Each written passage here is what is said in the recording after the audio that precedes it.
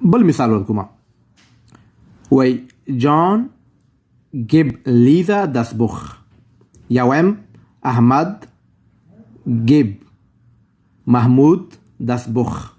احمد ورکړی دا کتاب یا احمد ورکوي یا احمد ورکړی دا زه مطلب وایم جان gib Lisa das Buch. یا وایم احمد give Lisa das Buch.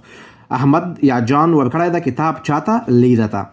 نو دا کار چا کړی دا نامیناتیو جان. کار چا کړی دا نامیناتیو. جان موږ سره شي تو نامیناتیو. څه شی سوي دي دوستانو کتاب ورکړل سوی دا شی سوي دي دا کتاب موږ سره سو کتاب دا کتاب موږ سره سو ډایرکټ اوبجیکټ یا ډایرکټ ابجیکټ چې موږ انګلیسي کې ته وایي کتاب ورکړل سوی دا چاته ورکړل سوی دا لیزا ته کتاب ورکړل سوی دا. نو دوستانو